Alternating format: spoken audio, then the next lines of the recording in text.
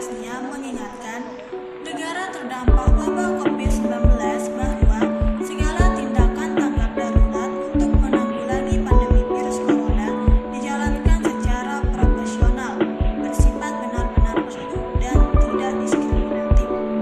Hal ini sudah terlebih dahulu tertera dalam prinsip Shirakuka yang diadopsi oleh Dewan Ekonomi dan Sosial PBB pada tahun 1984.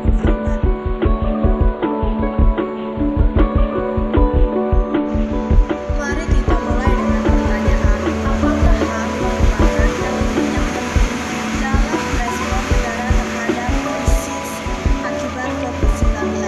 Mengapa? Benar, iya, karena seperti yang kita tahu, COVID-19 adalah krisis yang belum pernah terjadi sebelumnya, yang menyebabkan krisis kesehatan itu sendiri, tapi juga mengakibatkan konsekuensi yang besar pada ekonomi, sosial, dan politik.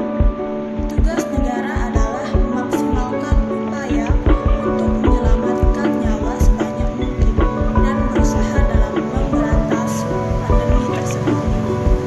Banyak cara yang bisa dilakukan, tapi keterikatan negara terhadap HAM secara hukum dan norma seharusnya memaksa negara untuk menghindari etnonasionalisme, populisme, otoritarisme, dan tekanan balik terhadap hak asasi manusia.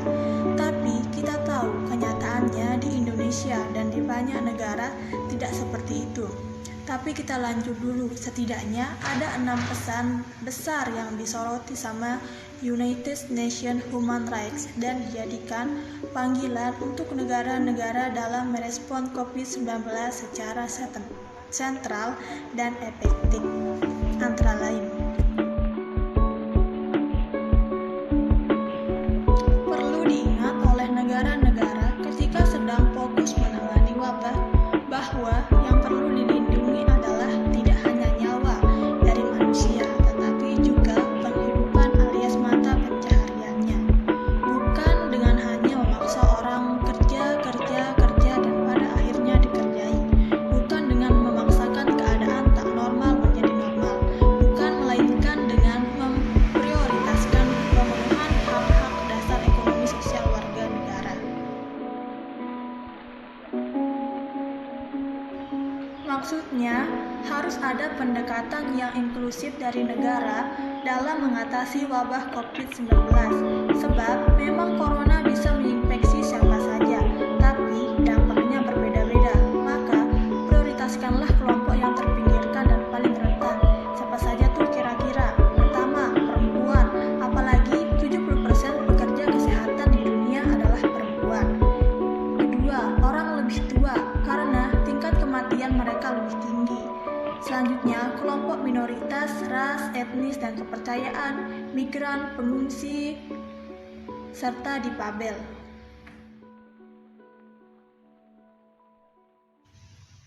Caranya, negara harus menjaga keterlibatan terbuka dari masyarakat, proses yang transparan dan akuntabel dalam setiap respon atau tindakan terkait wabah COVID-19.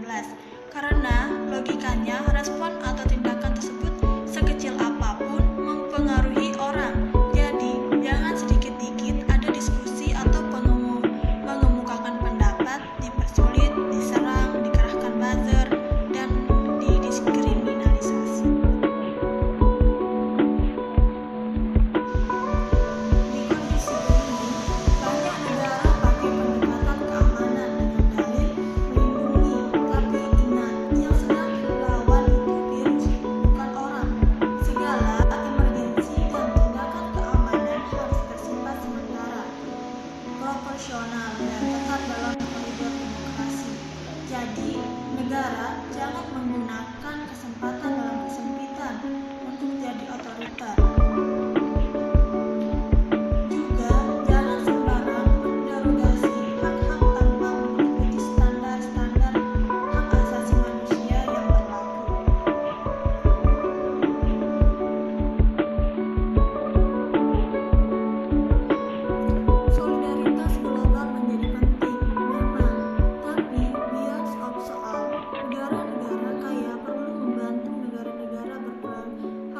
pemerintah saja, melainkan soal best praktik, soal pengukuran kesehatan masyarakat, juga termasuk soal merealisasikan HAM.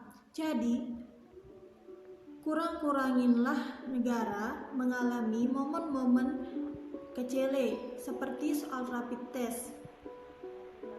Karena beberapa negara memberitahu bahwa rapid test tingkat keakuratannya rendah. Dan jangan terlambat seperti negara Cina yang mengalami ini.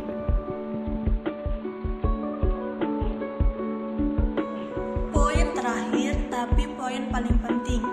Negara tuh hobi banget mengesampingkan hak asasi manusia dengan dalil ekonomi lebih penting. Investasi harus diprioritaskan. Padahal, kalau pemenuhan hak asasi manusia baik, itu akan menunjang hal-hal lain. Kalau hak asasi manusia terlindungi, dihargai, dan dipenuhi dengan baik oleh negara, itu akan membantu kita dalam membangun sistem perlindungan dan ketahanan yang lebih baik untuk menghadapi krisis tak hanya COVID-19, tapi krisis-krisis lain yang masih mungkin datang di kemudian hari.